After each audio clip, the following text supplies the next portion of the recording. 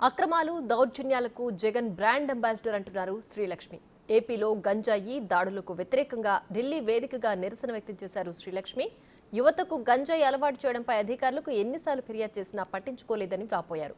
4 ఏళ్ల క్రితం కేసు నమోదు చేసినా ఇప్పటి వరకు చర్యలు లేవంటున్న శ్రీలక్ష్మితో మా ప్రతినిధి శివ ఫేస్ టు ఫేస్. తన భూమిని వైసీపీ నేతలు కబ్జా చేశారు. ఎన్నిసార్లు పోలీసులకి నాయకులకి మొరపెట్టుకున్నా కానీ తన భూమి తనకు ఇవ్వకపోగా తనను ఇబ్బందులు పాలు చేశారని చెప్పి గుంటూరు సంబంధించి స్వర్ణభారత్ నగర్కి సంబంధించిన శ్రీలక్ష్మి అనే వివాహిత చేయిగోసుకొని ఆత్మహత్యానికి పాల్పడింది. ఈమెకి సంబంధించి కూడా ఇప్పటికే టీడీపీ అధినేత చంద్రబాబు ఆమెతో కూడా మాట్లాడడం జరిగింది.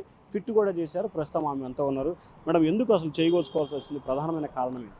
ప్రధానమైన కారణం ఫస్ట్ మా ఏరియాలో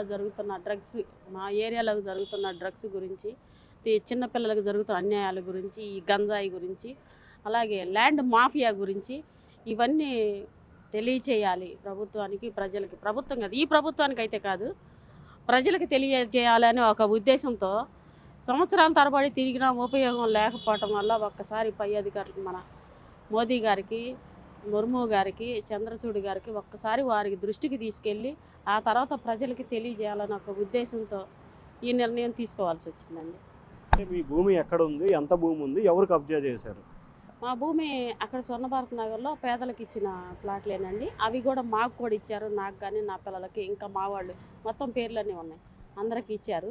అయితే ఆ భూమిలో ఎవరైతే పేదలు ఉంటారో, లేకపోతే ఎవరైతే కొంచెం తగు ఆడలేని వాళ్ళు ఉంటే వాళ్ళని ఎల్లగొట్టేసి వీళ్ళు కబ్జా చేసి దాని మీద వీళ్ళే ఎంఆర్ఓ సంతకం ఫోర్జరీ చేసి వీళ్ళే ఏమంటారు స్టాంపులు వీళ్ళు రికార్డులో, ఎంఆర్ఓ ఆఫీస్ రికార్డులో కూడా మార్చేసి వీళ్ళందరిని ఎల్లగొట్టి ఆ ప్లాట్లు వీళ్ళు ఆ బీఫారాలు సృష్టించి అమ్ముకుంటూ ఉంటారనమాట.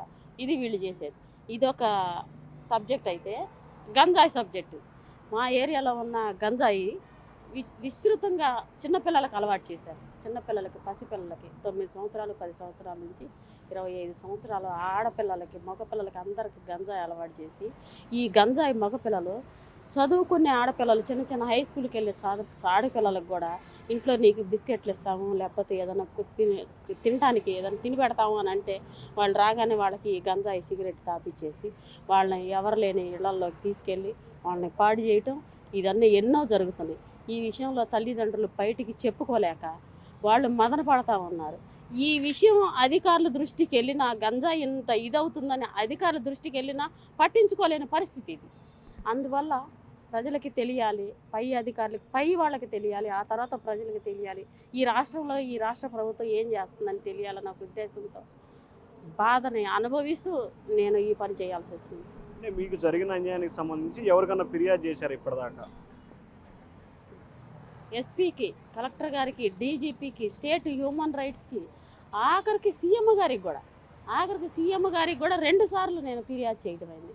ఏ ఒక్క చిన్న వీఆర్ఓ కూడా వచ్చి నా దగ్గరికి వచ్చి, అమ్మ మరి ఏమన్యాయం, ఎందుకు ఇలా చేశారనేది మాట్లాడలేదు. అయితే ఒకసారి 200 మంది ఆడవాళ్ళం కలెక్టర్ ఆఫీస్ దగ్గరికి వెళ్ళి ధర్నా చేసి ఇవన్నీ చేస్తే అప్పుడున్న కలెక్టర్ గారు స్పందించి ఏం చేశారంటే ఎంఆర్ఓ గారికి ఆదేశాలు ఇచ్చారు, అక్కడ ఏం జరుగుతుంది అర్జెంటుగా చూడమని. అప్పుడు మా ఏరియాకి వచ్చి మొత్తం ఎంక్వైరీ చేస్తే ఆయన పక్కాగా మళ్ళీ నివేదిక ఇచ్చారు.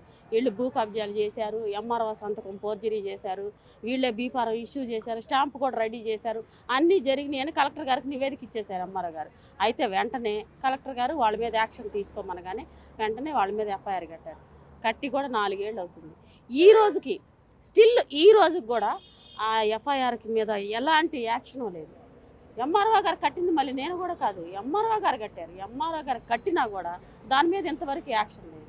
అయితే ఆ యాక్షన్ తీసుకోలేదు పోలీసులు, ఎవరు రెవెన్యూ ఆఫీస్ పట్టించుకోలేదు. కాబట్టి వీళ్ళ దౌర్జన్యాలు ఇంకా ఎక్కువైపోయి అసలు కబ్జాలు వందల్లో కబ్జాలు చేసుకుంటూ వీళ్ళే బీఫారాలు ఇష్యూ చేసుకుంటూ అవి మళ్ళీ పక్క వాళ్ళకి అమ్ముకుంటూ ఇలా దౌర్జన్యాలకి, ఇలాగ చిన్నపిల్లలకి గంజాయి మాఫియా ఇలా జరుగుతూ ఉంది.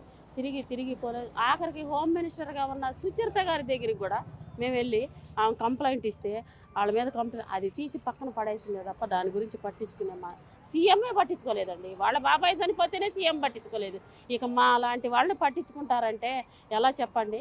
అదే అసలు అన్యాయాలకి అక్రమాలకి బ్రాండ్ అంబాసిడర్ ఒక్క ముక్కలో చెప్పాలంటే జగన్మోహన్ రెడ్డి గారని నేను అంటాను. అంటే మీరు ఫిర్యాదు ఇచ్చిన 4 ఏళ్ళు అయింది, గతంలో ప్రభుత్వం ఉంది, ఇప్పుడు ఎన్నికల కమిషనర్ నేతృత్వంలో అధికారులు అంతా పనిచేస్తున్నారు, అయినా కానీ మీకు న్యాయం జరగలేదా? వాళ్ళకి ఫిర్యాదు చేయలేదా? ఇప్పుడు చేశానుగా, ఇప్పుడు చేస్తారని అనుకొని మేము ఇంత దూరం వచ్చాం. ఎన్నికల కమిషన్ న్యాయం చేసుద్ది ఇప్పటికైనా అనే ఉద్దేశంతోనే ఇంత సాహసం చేయాల్సి వచ్చింది. ఫస్ట్ మా మైనర్ బాలికలైన మహిళలకి రక్షణ లేదండి, గ్యాంగ్ రేపులు ఇవన్నీ జరుగుతున్నాయి. వీటన్నిటి మీద స్పందించాలి. వీటన్నిటి మీద మా ప్రభుత్వం, మన ఎన్నికల కమిషన్ వీళ్ళు స్పందించి ఇది న్యాయం చేయాలని కోరుకుంటూ, నాకు జరిగిన నష్టాన్ని, నాతో పాటు ఉన్న మహిళలకి నష్టాన్ని, ఈ నష్టాన్ని భరించే శక్తి మహిళలకు లేదండి. వాళ్ళు చెప్పుకోలేక ఇప్పుడు గంజాయి తాగే పిల్లలు తల్లిదండ్రులు నా పిల్లలు గంజాయి తాగుతున్నారు అని తెలిస్తే ఎక్కడ వాళ్ళ ఇంటి పరుగు పోయిద్దో, లేకపోతే ఎక్కడ పిల్లనివ్వరు అని వాళ్ళు కూడా బయటికి చెప్పుకోలేక లోపల మదన పడుతూ ఏంటి ఈ రాష్ట్రంలో జరుగుతున్నదని లోపల ఇది అవుతున్నారు. ఇదంతా ఒకసారి బయటికి చెప్పుకోవాలనే ఒక ఉద్దేశంతో ఈ సాహసం చేయాల్సి వచ్చిందండి. సో ఇది మొత్తం మీద చూసుకుంటే ఏదైతే తనకు జరిగిన అన్యాయానికి సంబంధించి కూడా ఇప్పటివరకు 4 సంవత్సరాలుగా తాను పోరాటం చేస్తున్న ఎటువంటి న్యాయం జరగలేదు కాబట్టి తాను ఈ ప్రయత్నాన్ని చేశాను. ఎప్పటికైనా సరే రాష్ట్ర ఎన్నికల సంఘం, కేంద్ర ఎన్నికల సంఘం దృష్టి చేరించి తమ భూములు తమకు ఇవ్వడంతో పాటు ఖచ్చితంగా అక్కడ జరుగుతున్న గంజాయి మాఫియాపై చర్యలు తీసుకోవాలి, అలాగే వైసీపీ నేతలపై చర్యలు తీసుకోవాలని చెప్పి శ్రీలక్ష్మి డిమాండ్ చేస్తారు.